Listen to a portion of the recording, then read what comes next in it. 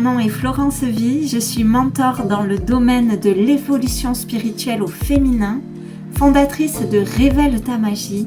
J'accompagne les femmes connectées, intuitives et engagées à vivre une vie guidée chaque jour par l'âme et le cœur. Ce qui m'anime, c'est un monde où les femmes se révèlent et rayonnent la lumière de leur âme. Si tu souhaites incarner tes plus belles fréquences au quotidien et recherches des partages, des astuces, des conseils, une vision, alors tu es à l'endroit parfait. Bienvenue dans mon univers et dans le podcast Les Magiciennes. Hello les belles magiciennes, j'espère que vous allez bien aujourd'hui. Bienvenue dans cet épisode des Magiciennes. Aujourd'hui, je vais vous raconter le processus qui a entraîné la création d'une de mes immersions phares, un espace qui résonne tellement avec mes valeurs, avec ma contribution et que je souhaite offrir aux merveilleuses femmes de ma communauté. C'est l'histoire de l'Académie des Magiciennes et je vous la raconte maintenant. Donc ça commence en 2004. En 2004, je suis passionnée par la spiritualité. À la base, moi, j'ai une formation de psycho. Donc, j'ai commencé à 17 ans. En fait, au sortir du lycée, je suis allée directement en fac de psycho. Et là, j'ai commencé par la psychologie sociale. Puis ensuite, je suis allée vers la psychanalyse et psychologie clinique. Entre-temps, j'ai fait une licence d'ethno et de psychologie interculturelle puisque ça me passionnait. Ça m'a quand même ouvert au concept du chamanisme, la psychologie interculturelle et puis l'ethnologie. Et je me retrouve dans un hôpital psychiatrique en train de accueillir des personnes. Et là, je me rends compte que toutes ces années d'études m'ont amené à un point où ça résonne pas du tout pour moi.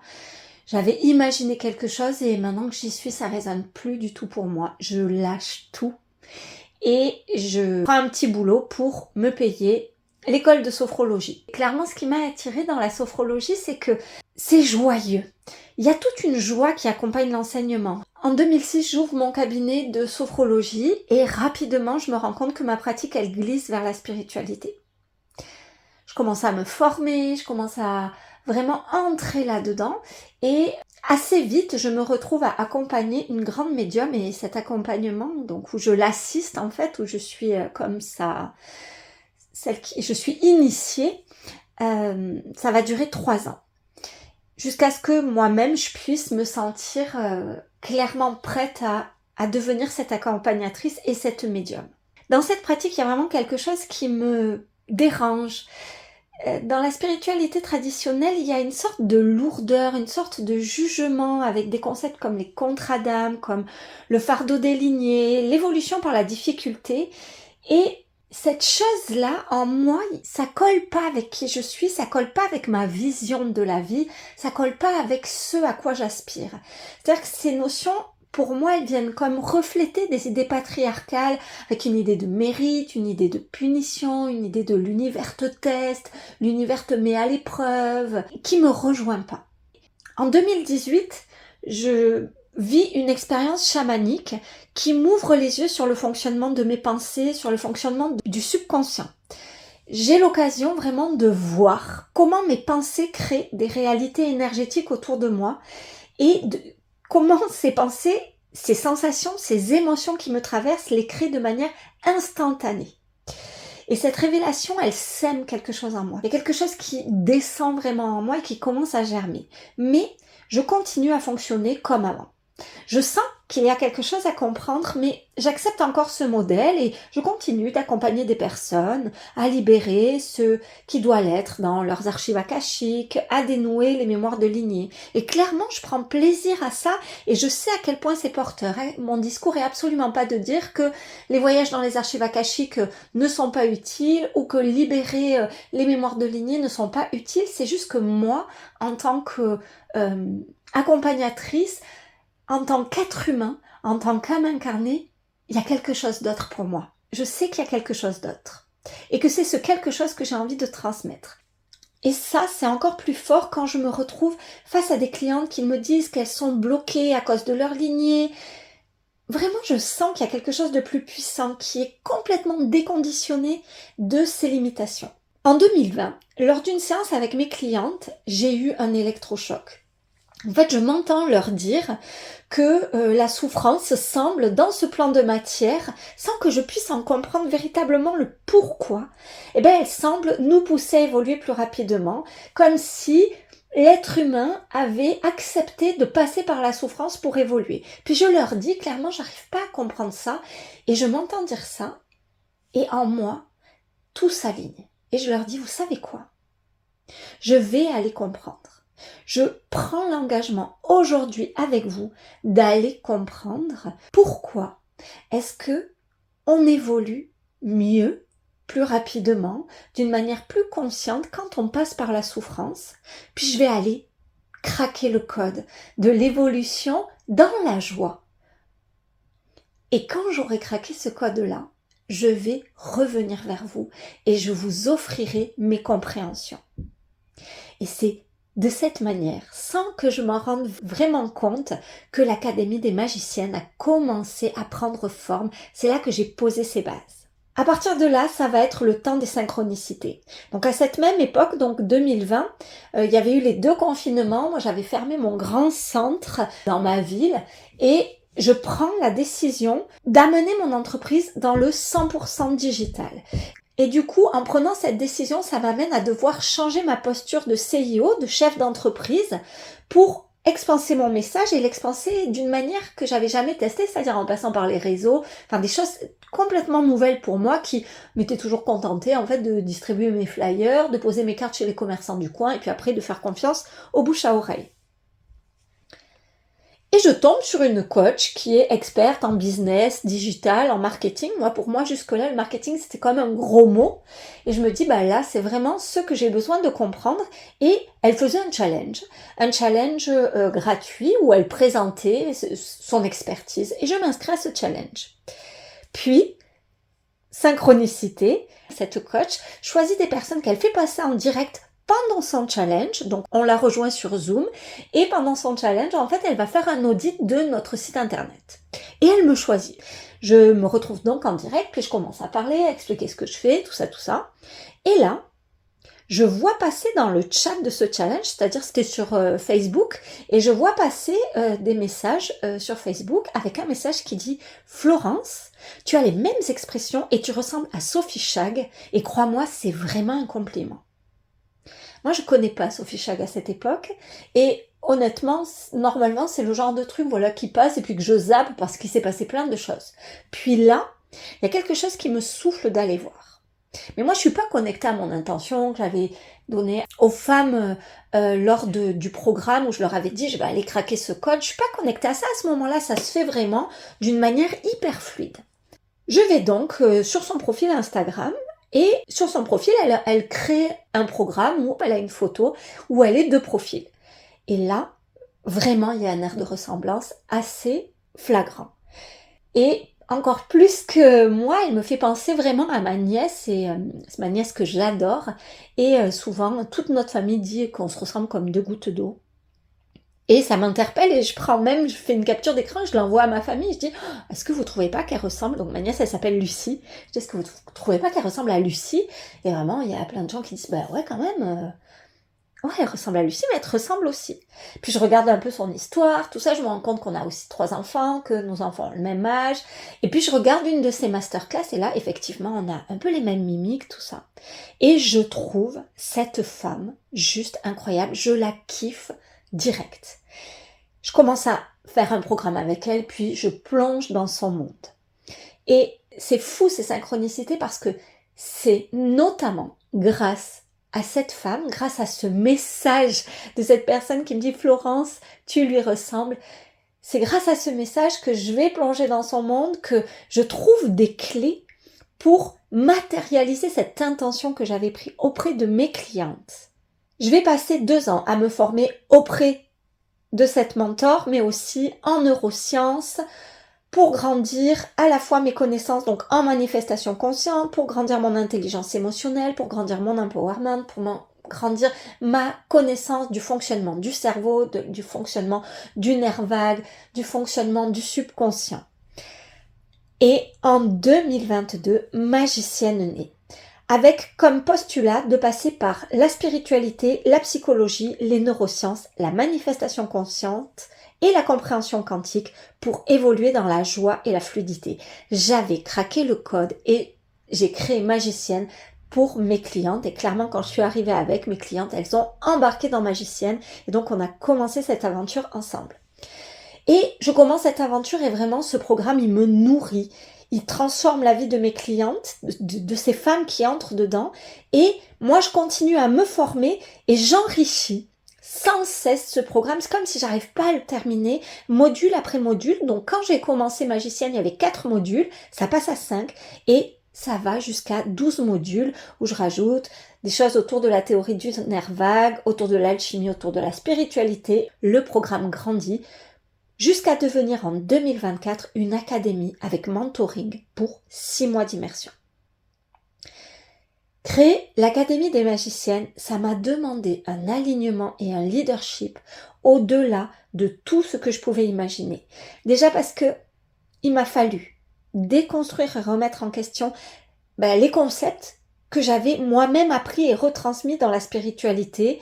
Vraiment aller déconstruire cette idée de la souffrance et de tous ces conditionnements que je pouvais avoir. Et ça m'a vraiment demandé beaucoup d'authenticité parce qu'on a envie d'être fidèle à ce à quoi on a cru.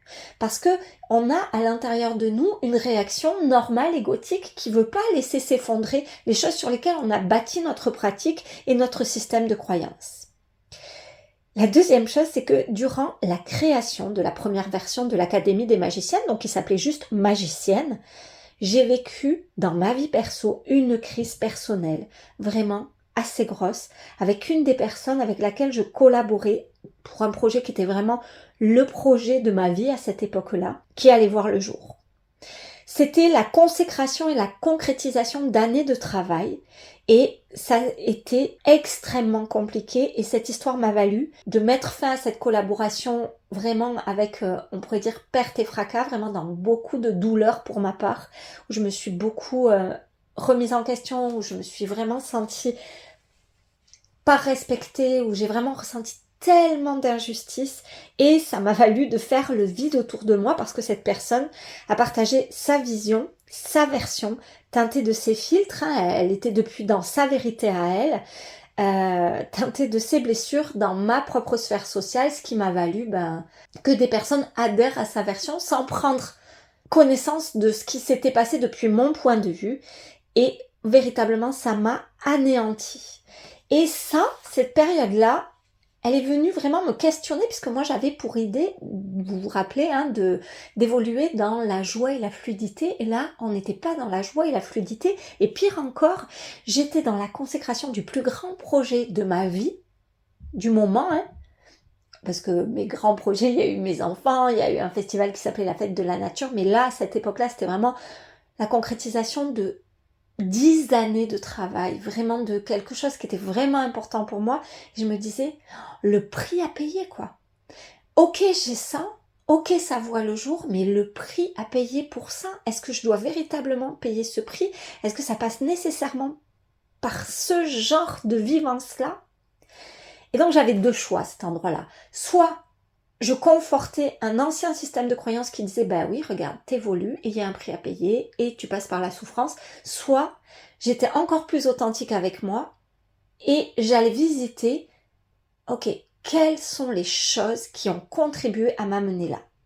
Et en vérité, ce que j'ai découvert, c'est que tous les choix que j'avais faits, dans la peur de manquer, dans la peur de poser mes limites, dans la peur de dire stop, dans la peur de dire non, m'avaient amené là.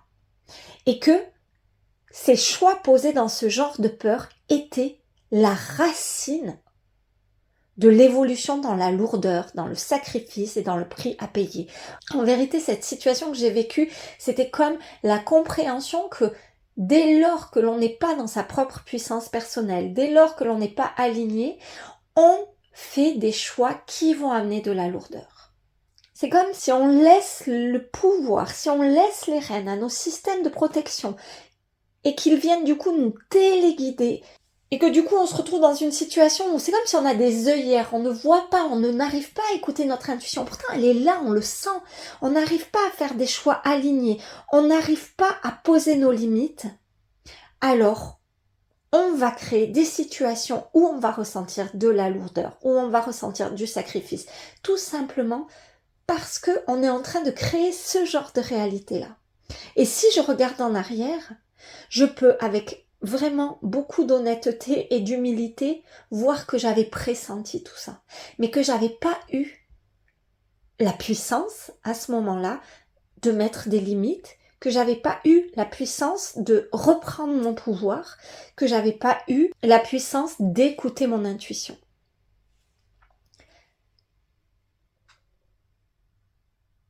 Apprendre ça, ça m'a permis d'amener ça dans l'Académie des magiciennes. Et aujourd'hui, l'Académie des magiciennes, c'est vraiment l'espace qui permet de développer principalement les compétences de leadership afin de permettre aux femmes de devenir les capitaines de leur propre navire. Dans l'Académie des magiciennes, elles apprennent à assumer, à libérer leur puissance personnelle, à rêver grand, à élever leurs normes et leurs aspirations.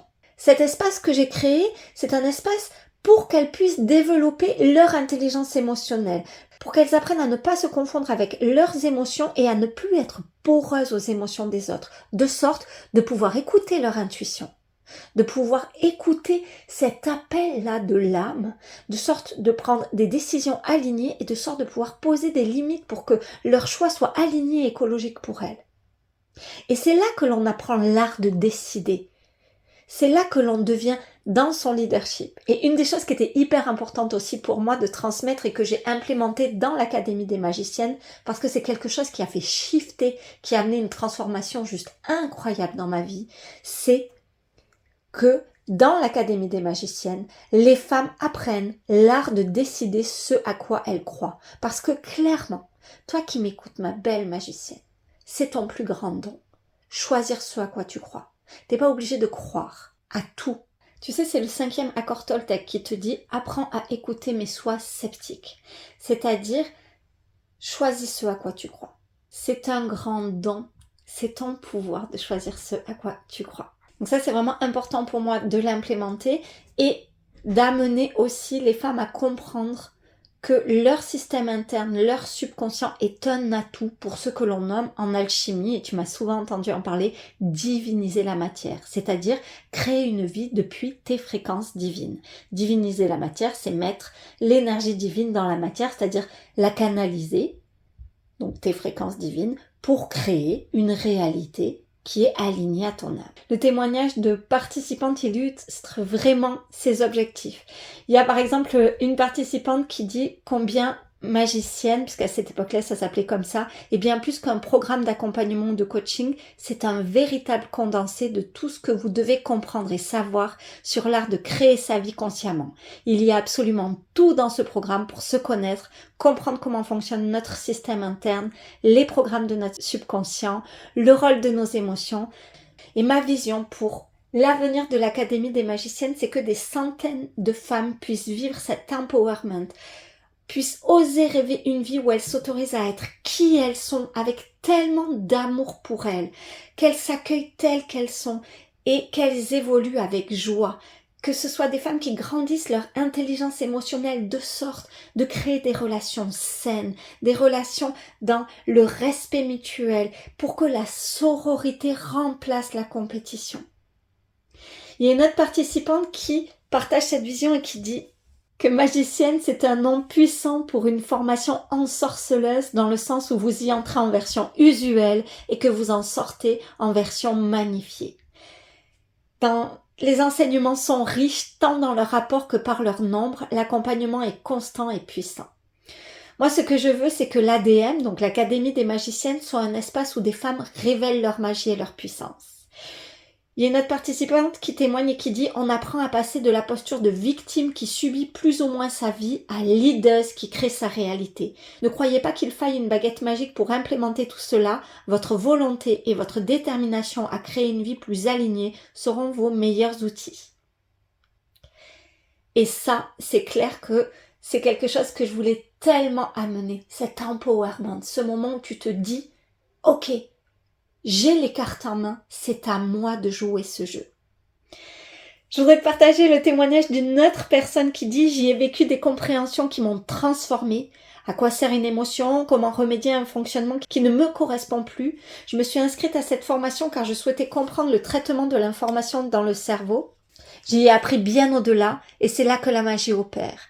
Car savoir, comprendre et tester que l'on peut agir sur notre vie au quotidien change vraiment la donne. À faire sans hésiter. » Donc en résumé, l'Académie des magiciennes, elle est dédiée à créer un environnement où chaque femme peut apprendre à révéler sa magie intérieure, à comprendre et utiliser ses émotions, à transformer sa vie en une œuvre alignée avec ses aspirations les plus profondes, c'est-à-dire les aspirations de son âme. Mon ambition, c'est de faire en sorte que chaque participante ressente ce que l'une d'elles a si bien décrit, de l'approche de Florence, où science et spiritualité s'équilibrent à merveille, naît la véritable magie, qui vous aidera à réaliser vos aspirations les plus profondes. Voilà, chère magicienne, l'histoire de cette académie. J'espère que c'est quelque chose qui t'a plu. J'avais tellement à cœur de te partager ce process parce qu'il est juste extraordinaire, comme souvent tous les process, des choses qui sont importantes. Il pourrait se raconter comme un conte. Ça a commencé en 2004, 20 ans plus tard, c'est là. Aujourd'hui, au moment où je te parle, une cohorte 4 vient d'être ouverte. Ce que je voudrais te dire, c'est que si à l'écoute de cet épisode, si à l'écoute des différents podcasts, tu te dis que tu es ce genre de femme qui ne veut plus se sentir bloquée par ses doutes et ses peurs, que tu es cette personne qui veut être la meilleure compagne pour elle-même, pour oser être qui tu es, pour vivre cet empowerment qui te rend magnétique et vibrante et te permet de vivre une vie alignée à ton âme. Si tu ressens cela, si tu sens que cette année c'est ton année, alors cet espace il est fait pour toi.